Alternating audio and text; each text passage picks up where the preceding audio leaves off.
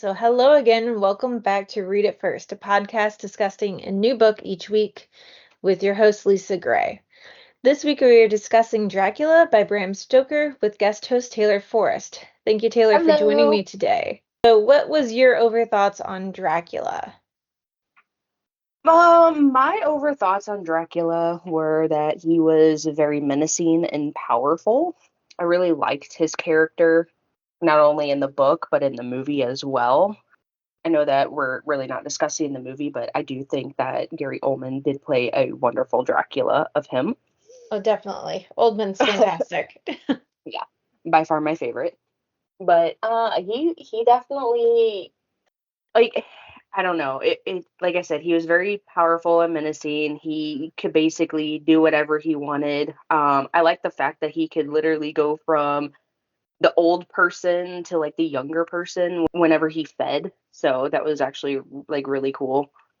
Yeah, But and the fact that he also was able to become a bat and a wolf, that was pretty oh neat. yeah, yeah. He doesn't really become a wolf so much that I noticed in the book compared to the movie. Yeah, the only time that he really becomes a wolf is whenever he's trying to frighten Lucy towards the beginning, whenever he's trying to get access to her, and Which I they, forgot. They he met her in a cemetery. Am I correct? Or was it just like out in the public at night without the public being there? I couldn't remember.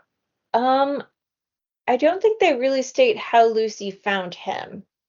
I think they just kind of jumped into the whole idea of Lucy just kind of slowly, essentially losing her mind and kind of just becoming very subdued because he was drinking her Was it blood and Mina that he slowly. followed, or I because I can't remember if it was him following Mina on her walks or if it was Lucy that he followed on walks. It's been a hot second since I read the book. I just reread it, but I believe he did it to both of them. Lucy was the primary. So basically, after Jonathan went to Transylvania to Dracula's castle Mm-hmm. to get Dracula all the information on moving into the London house and kind of giving him updated info on that. Dracula, of course, locked Jonathan in the castle and fled Transylvania and went to London because he realizes that's a better suit for him. I mean, there's going to be a lot more blood and all of that. And at some point, I don't know if it's because of maybe Mina's letters to Jonathan, he decides to kind of go after Lucy because she was staying with Mina. So maybe that was just a mistaken identity at that point. It could have been, but I have a few questions on that. So Hmm. one, did he just randomly pick London, or did he already know that Mina was there? And so that's why he picked it? Go Other ahead. than Jonathan going over there, which Jonathan had like a picture of Mina on him, correct? I believe so. Because I remember it being in the movie, but I don't remember it being in the book. Yeah, so I believe Dracula was already researching London beforehand because he had never met any of the main characters in the book until Jonathan actually made it into Transylvania. Everything that he had discussed was with one of Jonathan's friends and the guy who he ended up inheriting the solicitor practice from. But other than that, there was no connection before that. But in the book, Jonathan discusses that Dracula had all of these books and papers and everything, just trying to learn about London before he'd moved there. Yeah, Um, I remember that part because that was when Jonathan was sneaking around the castle and yeah, found the library and some other things. yes. I feel that there were a couple of missing plots, but to be fair, the entire book is written kind of from the point of view of every character's journal, with the exception of Yeah, Dracula, since he does not keep a journal. But of course, whenever everything comes to be, Mina ends up leaving Lucy's side because she moves out and can't remember where she goes. But I Lucy's thought with her at mom. that point Jonathan came back. No, so Jonathan did not come back until towards about halfway through the book. At that point, Lucy was already at the end stages of becoming a vampire. Yeah, And her transition. yeah, and Dr. Seward, which was one of the proposers of Lucy, one of the three, with the other two being Arthur Homewood and Quincy Morris, an American. Yeah. Um, Quincy was the American cowboy. Was it one of them a yes. writer and then the other one was an artist? No, so the one was Quincy Morris, which he was the cowboy. Arthur Homewood, I don't remember what he did. I think he did do something along the lines of writing, but he became a lord after his father died, so he didn't work after that. And then the third one was Dr. John Seward, which he owned the sanitarium where Renfield was located, which maybe that is how Dracula decided to go to London, is that maybe he made a bunch of essentially Renfields and sent them to kind of figure out what the land is like so that he could determine if he liked the land before he moved there. Gotcha. So those were the three main suitors of Lucy. Of course, Dr. Seward, whenever Lucy started to fall more ill, he consulted Dr. Van Helsing, and Van Helsing came over from Amsterdam, and he Yeah. traveled back and forth a lot to try and consult, and he realized real fast what was going on. I have to give him props for that. But I did find it interesting that Arthur, Dr. Seward, Dr. Van Helsing, and I think at one point Quincy Morris also all gave their blood to Lucy. And I'm like, in my mind, that just is a little baffling because there's so much about blood type and cross that we do nowadays to make sure that the blood's going to be compatible with the person so that they don't reject it. So I'm kind of wondering if some of that may have kind of portrayed into it. I know obviously whenever Bram Stoker wrote this book, that stuff was not even in the ideas. Yeah. I do know that with the blood or whatever, when Van Helsing came in, he already like knew, but he didn't at the same time. He's like, I'm pretty sure she's this, but we're gonna figure out if she's this first. Yeah, because I mean, the first thought is it's like, okay, well, it could be vampire, but yeah, it's kind of unlikely. Let's see if it's this instead. And then he started putting all the garlic flowers everywhere and stink up the room. And then Lucy's mom opened the window because she was like, oh, this is horrible smelling. And again, that let Dracula in because, well, now he could cross over the threshold.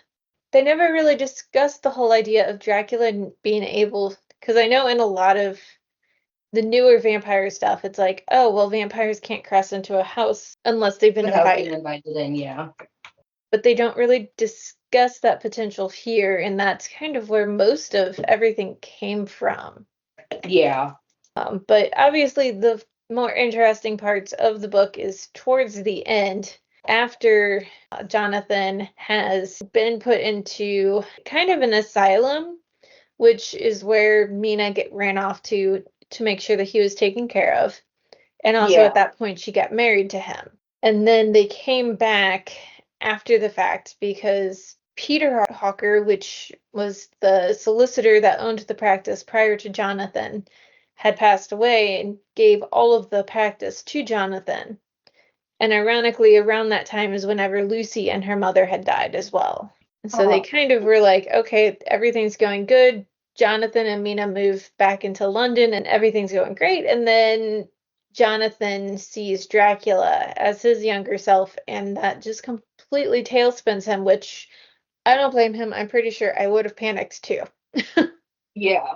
My question is when Jonathan came back after leaving Dracula's castle, that it said that he had grayer, whiter hair, and it doesn't talk about that much in the book of why.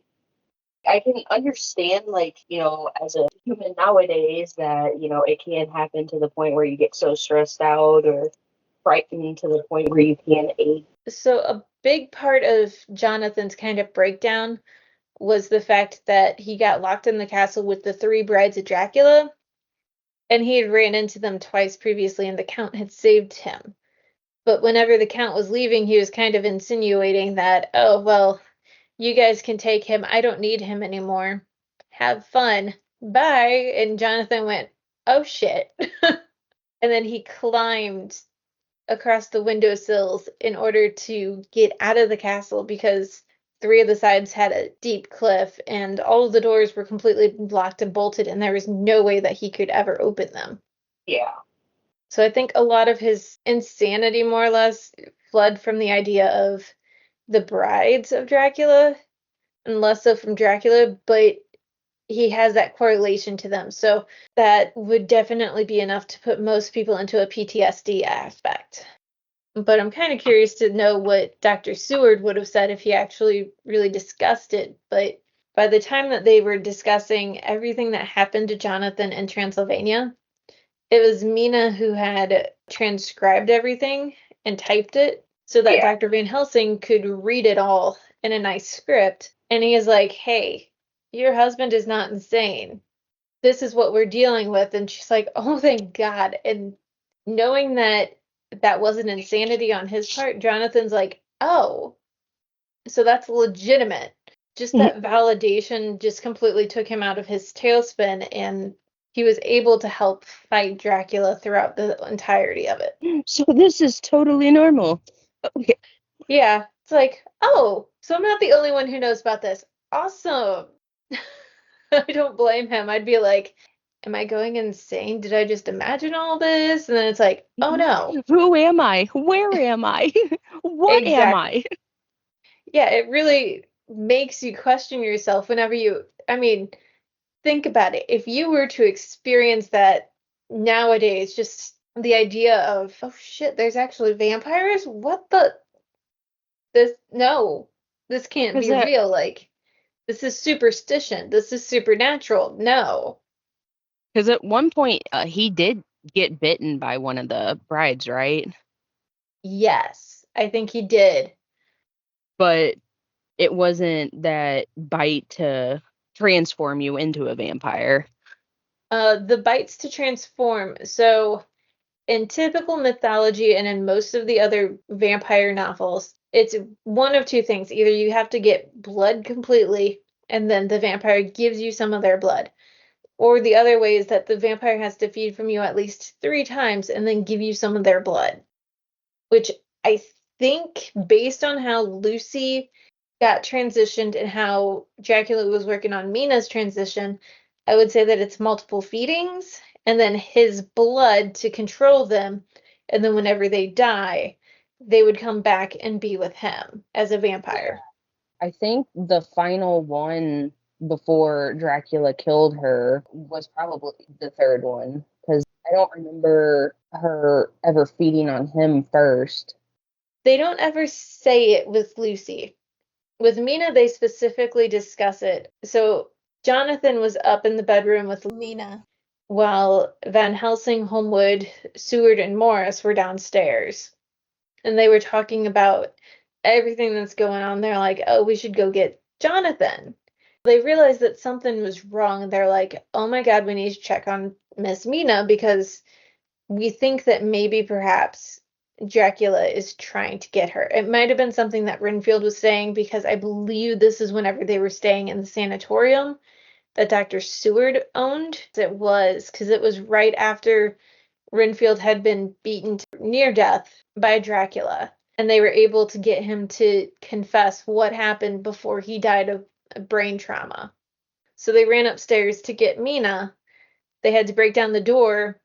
Dracula had put Jonathan into a stupor, and he was forcing Mina to drink from his chest. Yeah. But I don't know if that was more of his way to try to control her or if that was a step in the direction for making her one of them.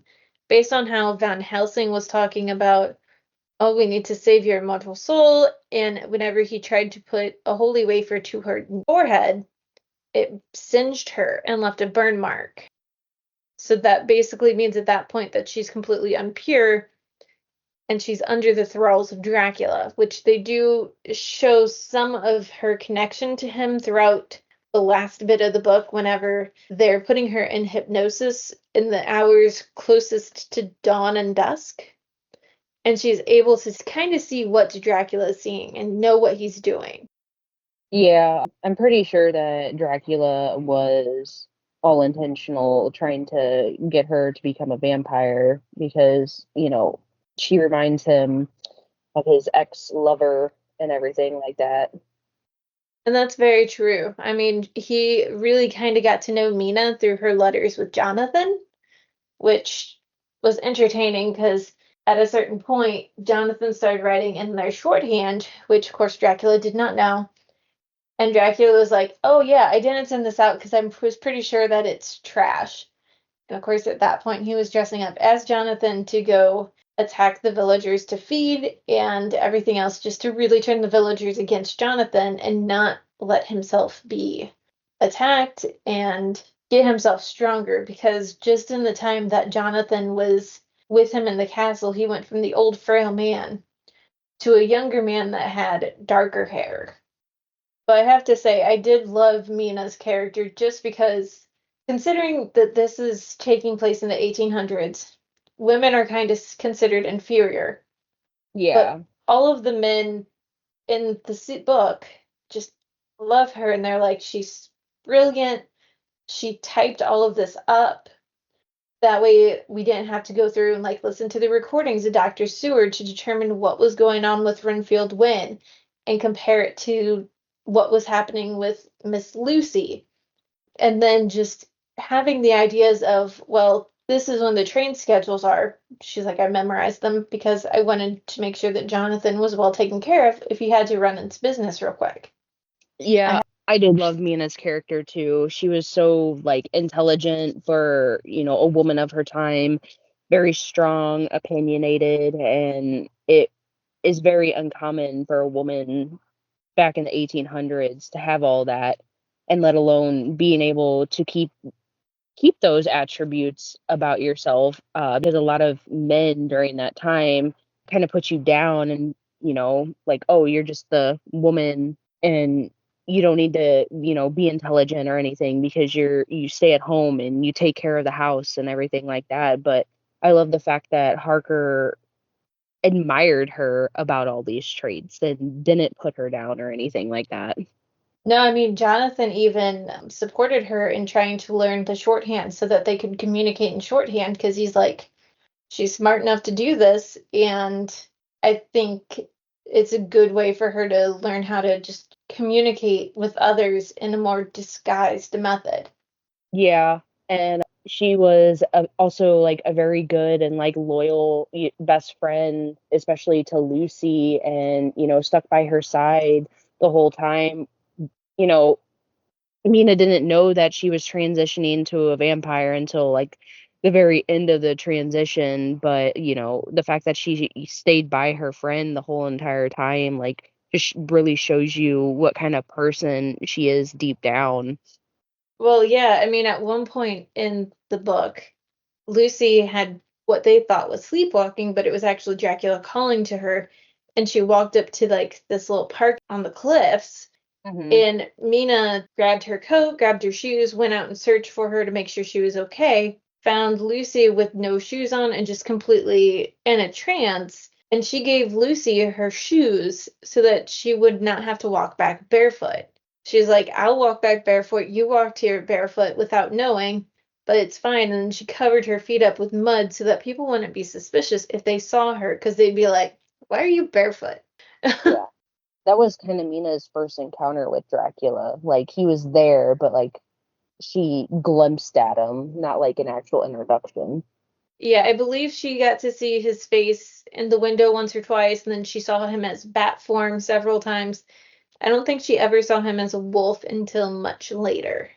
In the book, what kind of frustrated me a little bit was like it really never went into the backstory of Van Helsing. It kind of just like all was there, like, oh, he's a doctor, this, like he knows about vampires. Like, I really wish they would have incorporated that of how did Van Helsing really know about vampires. It was kind of just quick introduction of his character, and then it kind of just went from there of him helping Lucy, and then, telling you Mina things later. about. So, like, I really wish, that it would have given his backstory, especially, since they have the movie like Van Helsing out now. Oh, yeah. No, it would have been very nice to know what his backstory was, because they kind of discussed Dracula's backstory and the fact that, like, he did all of these wars, and I mean, he definitely wasn't a totally sane person from the get-go. So, Yeah. but they don't really discuss how he became a vampire. It kind of did. It was like very vague though, because he was Vlad the Conqueror and Vlad the Impaler. That I guess his enemies were the one that killed his ex-lover and everything like that. And then that is when he sold his soul to like the devil and basically said, if I die but come back as this, greater being to destroy my enemies and everything like that, like you can have my soul. Yeah, oh, that's valid. I don't think they actually truly discussed that in the book. It might be something that they elaborated in the movies, which, to be fair, it's very interesting to know how he came to be. Why like blood? Like why is that like his secret thing of that he can only stay alive with blood? But how would he have gotten blood when he was in the castle if no one came to visit? So they kind of alluded to that. So whenever he was in the castle, he really wouldn't go out very often, but that's why he was aging. But as he drank more blood and got more life force from people, that's whenever he reverted into a younger man. So I'm thinking maybe he was just feeding occasionally as needed, or maybe he did have staff at one point. But I mean, his brides also were feeding because I mean, they never mention what his brides really look like. But I'm assuming they're young and beautiful considering Jonathan was just kind of, oh, they're gorgeous and there's something a little off with them. But I love Mina, so no. Mina's love saved Jonathan a lot, which I think is quite sweet because I don't know how loyal the men were back then, but I mean, I know that a lot of the books and stuff about like the 1800s and such, men would frequent brothels and stuff, but how he discussed it, it kind of seemed like Mina was the it for him. Yeah, I am rereading a little bit of the end, and I completely forgot about this part. That when, you know, Dracula comes into Mina's room and then they find her, Dracula had already given her his blood for the final transformation to become a bride. Because it said that Mina did develop feelings for Dracula when she ran into him in town, and then they kind of just like hung out when Jonathan wasn't there. Yes, he was hiding as someone else. And she would only interact with him in the evening, which he didn't attribute to anything. Yeah, and then when Jonathan comes back, is that when Dracula kind of like backs off a little bit because because Dracula knows that Jonathan knows who he is at that point. So, in order to basically get Mina to leave Jonathan or whatever, he would, come and see her at night and, begins his ascend to getting Mina to transition into a vampire. Yeah. And then it claims that Dracula claims Mina as his bride before escaping. As Mina changes, Van Helsing hypnotizes and learns via her connection with Dracula. And that was because Elizabeta is Dracula's old flame, from the previous life.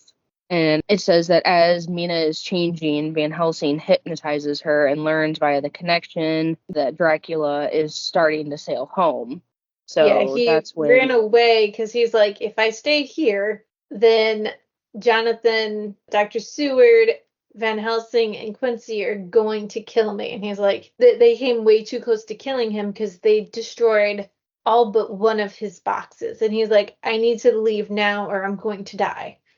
yeah, I think at that point he realizes that Mina is only making him weaker because he can't think or do anything that he needs to do to stay a vampire at that point. Yeah, and he's like, you know what? You stay here. Bye. He leaves her, which Deuces. which right before Like, that it's just like it seems like he's not gonna let her go, and then suddenly she's like he's fleeing. She's yeah. like, what the So, heck? Like, I'd be so at kind that of appalled point, if I were her. yeah. So at that point, that's when Van Helsing, gets a whole bunch of like hunters together and splits them up. That half of them already are on their way to Transylvania, while Van Helsing and Mina are staying together, close behind on Dracula and everything. Yes. So John goes with Arthur Homewood, which was Lucy's fiance, and then Quincy Morris goes with Dr. Seward. Hmm. And then at some point start traveling together because they're like, Yeah. all right, so there's a little bit of a disconnect between Lucy and Dracula now. So it's a little safer to have her in our confidence. But I mean, it's also kind of nice for them to be able to be like, Dracula, we're coming for you.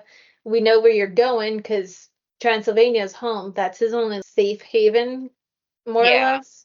But Because of course, once Mina and Van Helsing get into Transylvania, Mina starts to become completely nocturnal and she doesn't want to eat anymore. She's really becoming more like Lucy was at the end stages. Van Yeah. Helsing and Mina arrived, they were both approached by Dracula's brides.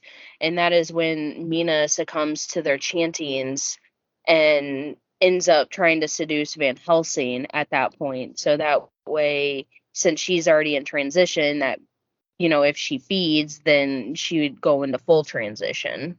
Yeah, and luckily Van Helsing had already put down a like holy wafer circle, which kept Lucy from going elsewhere. The communion wafer. Yes. Oh, that was like the biggest thing. I just put a communion wafer on her head. Here, I will put this on your head, and now you shall be free.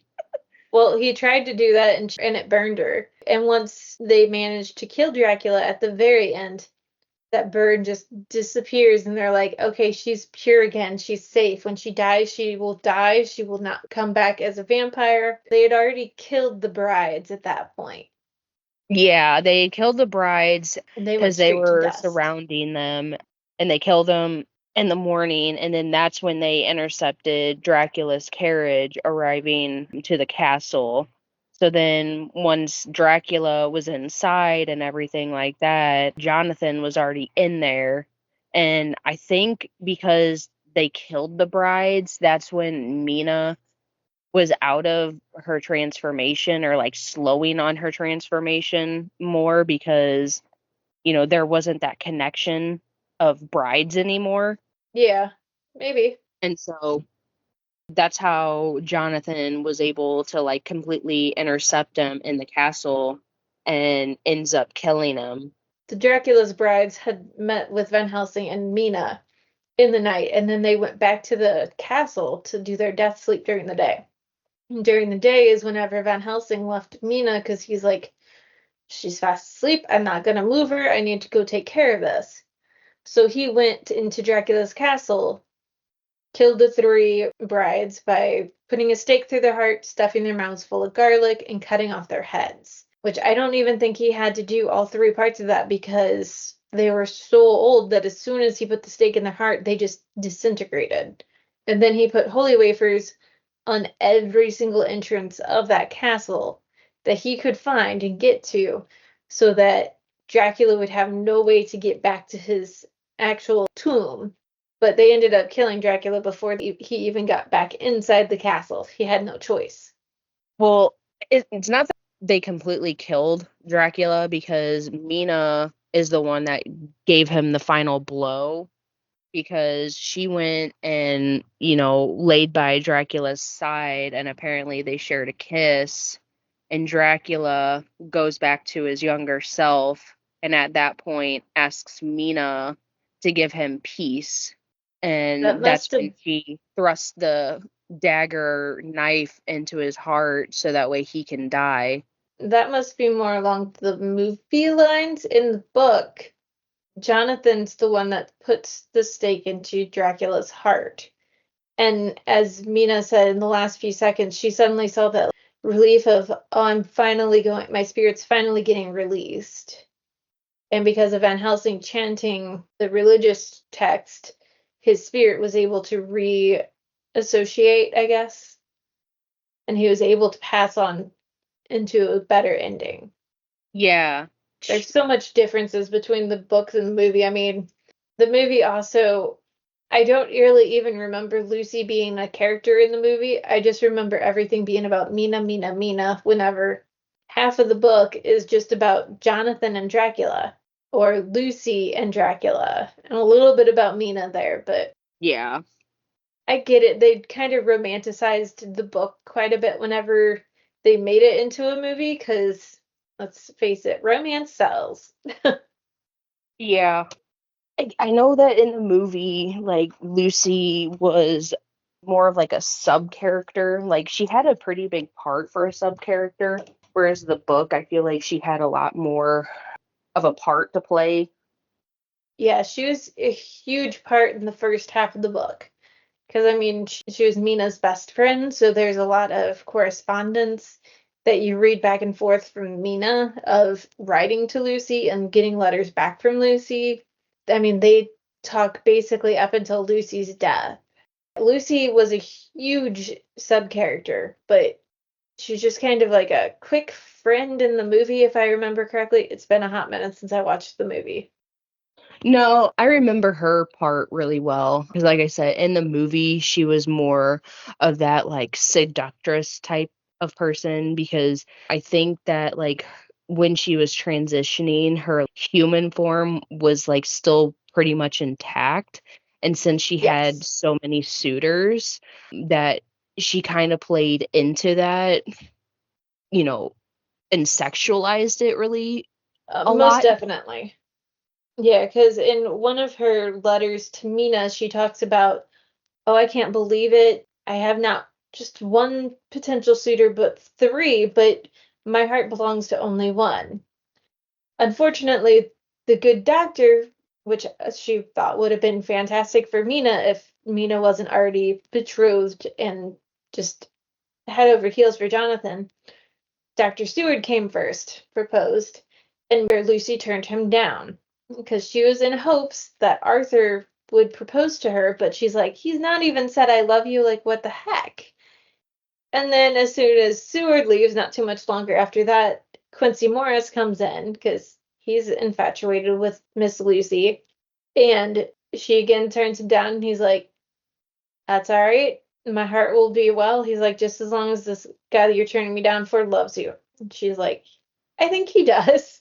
I'm just like, that's a lot of hope.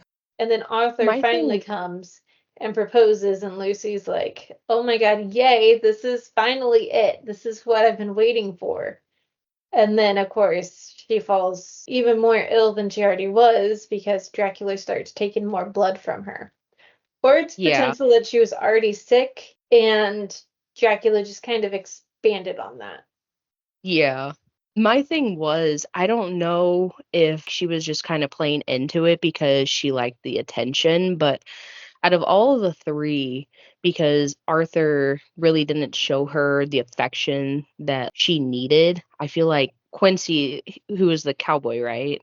Yes. I feel like they had more of a connection than she did with any of them. Yeah. And ironically, all three of her suitors were well off. I mean, Yeah. Seward had his own sanitarium. Quincy, they don't really talk about how he had his fortune, but they do talk about the fact that he does have a fortune. And then Hmm. Arthur becomes a lord at one point, and whenever they're finally hunting Dracula down, they're like, well, thank God that Arthur has all this money, and so does Quincy, so that we can easily get everything we need to keep on Dracula's tail, so that we can defeat him before something happens to Mina. Yeah. I think Quincy would have been a very interesting choice for her to have made. Yeah, like I said, I don't know if she was just playing into the part because Arthur still wasn't committing his time and effort, and she already kind of just like waved the other suitor off type of thing. So I don't know if she was, like I said, playing into the part of, oh, well, I'm gonna try and use Quincy to make Arthur jealous. It could be. I mean, how long have women been doing that? That's true. It's incredibly valid as kind of off-putting as it is for our gender, but It is what it is. Yeah, but that's why, like, when she, was the sexy seductress, when she was transitioning into a vampire and everything, and then Arthur was finally like, "Oh my gosh, my love, like, what are you doing?" type of thing. Yeah. It's like she went from like kind of playing his feelings to like really playing his feelings as she's transitioning. Yeah, and I mean, she allows him a kiss, and I'm like, "Ooh, that's really taboo." Like, that's supposed to be a no-no. Like, holding hands is even a lot for like the 1800s. But of course, at the very end, as she's getting ready for her death, she's trying to seduce him, and Van Helsing's like, "You may hold her hand." And as soon as he goes to kiss her, he pulls him back real quick. And Arthur's like, "What the hell? Like, why did you just pull her back?" And she gets so angry because she was going to try to take him. And Van Helsing prevented it, and he didn't let Arthur even give her a kiss until after they had put a stake in her heart much later. Because he had to then convince Dr. Seward that Lucy was a vampire, which of course they did that by breaking into her grave after dark and being like, "Well, it's empty." And I was like, "All right, let's come back in the morning." I was like, "Hey, look, she's back." And it's like, what the hell? She even looks nicer. Like, her lips are more plump, her cheeks are more plump. Basically, she's a seductress at that point. Yeah. So it's kind of interesting to see how Seward was just brushing it off that, oh, she's just getting nicer looking because that's what death does. Like, her face is just becoming more relaxed and the bloods will be allowed to fill back out. And it's like, you know better than that. But I think it was just his way of being like, I need to cope with this somehow. And this is a Yeah. woman I love because he did love Lucy. And then, of course, as everything happened to Mina, all of the men fell in love with Mina too. I think the cool part, and it kind of is a little bit ridiculous, that like Dracula, who is also Vlad the Impaler, was actually based on a true person. Yeah, no, it's kind of interesting that he was. But I mean, it's so obviously very loosely done because Vlad the Impaler just killed a bunch of people, cut off their heads, put their heads on stakes outside of his castle. I believe it was in Transylvania. Romania at that Or point. just like, yeah, I could see how Bram Stoker got the idea for Dracula based off Vlad the Impaler. Yeah, because it was during the 1400s, during the Ottoman Empire is when it happened. I like the idea of putting some aspects of history into something, but mixing them up a little bit. Yeah, I'm trying to look up Vlad to see why they thought of him as Dracula. Like, how did that get tied into the mix? I feel like there was something to do with him maybe drinking the blood. I know, like, Elizabeth Bathory, which some people consider her a vampire. Her and her female lover would kill younger girls and bathe in their blood because she felt that if she bathed in their blood, she would get younger looking. There was a southern woman during the 1800s who was a slave owner, like her family was slave owners, that she would kill her slaves and use their blood. And again, she also kind of believed the whole idea of what Elizabeth Bathory did of if I use the blood, I'll get younger. It's like, Yeah. that ain't how it works. Apparently, it was actually Vlad the Impaler's letters, which are the basis of the iconic inspiration of Dracula. Apparently, Vlad had cruel methods of punishment towards his enemies, and that's kind of how Bram Stoker's got Dracula. Vlad, their last name was Dracul. Yeah, that's kind of how he got Dracula from that, was because they were born into the noble family of Vlad the Second Dracul. And then he went utterly crazy. Yeah, it looks like it. And if the lordships follow anything of like they did in the UK, there's probably a lot of inbreeding, which, as we know, inbreeding causes a lot of deformities, psychological issues. So maybe that's Oh, part of yeah. his issue. Probably. I mean, Tutankhamun is a prime example of very long breeding of the bloodlines and everything. Kind of bringing it back a little bit, I never realized, so I don't think Transylvania was actually ever like a real city. It's a region in Romania. And ironically, Dracula's castle is real. It's a national monument and landmark in Transylvania. But yeah, so you could actually go and visit Dracula's castle. That's pretty cool. It's bounded on the north and northeast by the Transylvanian Alps. Which that makes sense because they talk about traveling through the mountains and going up onto the top of a mountain for Dracula's castle in the book. So apparently Transylvania has been likened to the new Tuscany. Huh. So I guess Transylvania is now Tuscany. Well, Transylvania does have some good wines. There's a really good European joint out here, and the owners are Romanian, and they had wine, and we got some Transylvanian wine, and it's actually werewolf. It's a red wine, but it was actually pretty good. So maybe they are becoming a wine country. Okay, so this says beyond its fairy tale like icons and eerie legends, Transylvania offers a serene retreat, nestled amidst the enchanting Carpathian Mountains, still Yep. retaining an air. So I guess the Transylvanian mountains are actually the Carpathian Mountains. Yeah, and they do talk about the Carpathians in the book. One of Transylvania's most iconic landmarks is the legendary Dracula Castle in Bran, Bran, perched dramatically on a mountain pass bridging Transylvania and Wallachia, believed to have been Vlad the Impaler's place of captivity. Oh, so that it was his place of captivity, which kind of I think I feel like that actually works really well with the story of Dracula, considering that castle was kind of his captivity until he went to London and then he ended Hmm. up running back to it because that was the safe place. Yeah, which I'm assuming since that wasn't really the castle that Vlad really lived in, his fleeing place, and, the town of Brasov serves as a captivating getaway to the Transylvanian region, boosting a charming central old town area that beckons exploration. Interesting. They have the same colors as Vlad's castle. Sounds like if you're wanting to travel, that Transylvania would be a good alternative to Tuscany. Might be cheaper too.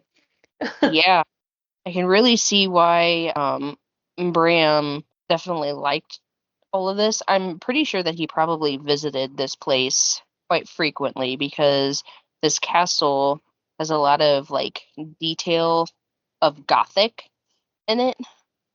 And this is a Gothic novel. It has definitely gotten a lot of inspiration, just from the town and the surrounding places. I'm pretty sure that Bram is the one who started the whole vampire category in literature. He probably is. So I know that Bram kind of introduced, Dracula and turning into like a werewolf and everything like that. And that's kind of, another thing that I really wish would have been incorporated a lot is what werewolves really had to do with vampires. Because in the movie Van Helsing, werewolves were actually what could defeat Dracula, not steaks and garlic and all of that jazz. My assumption is it comes from the whole aspect of Dracula being able to transfer himself into a wolf and be able to control wolves. But werewolves are just that step around of being human or wolf. So it kind of puts them into a different category. So maybe that's how that came to be. In Van Helsing too, like Dracula was able to control werewolves until Van Helsing himself was able to transform into a werewolf. And in Van Helsing also it kind of goes into play on how Van Helsing and Dracula actually knew each other because apparently they have been killing each other and then getting like recreated throughout the years until they meet again to then have their duel and then die and then they get recreated again. Yeah, and I mean, even in the book, Van Helsing is an older gentleman, so it's like he's got a history there that just wasn't expanded upon. Whenever he was talking through Renfield, he knew exactly who Van Helsing was. So it's like there's definitely a history there between them. And Van Helsing's definitely came between Dracula and maybe another bride in another area. Mm-hmm. Yeah, it would have been nice if that was a little bit more expanded upon, but I get it. Dracula was already a huge novel.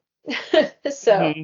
I feel like he could have created a prequel to Dracula, though. Like Bram Stoker could have created another whole book outside of it, and it could have just been like the relationship between Van Helsing and Dracula of how they knew each other is kind of like a mystery of like you kind of have to figure it out by yourself. well, definitely a good discussion.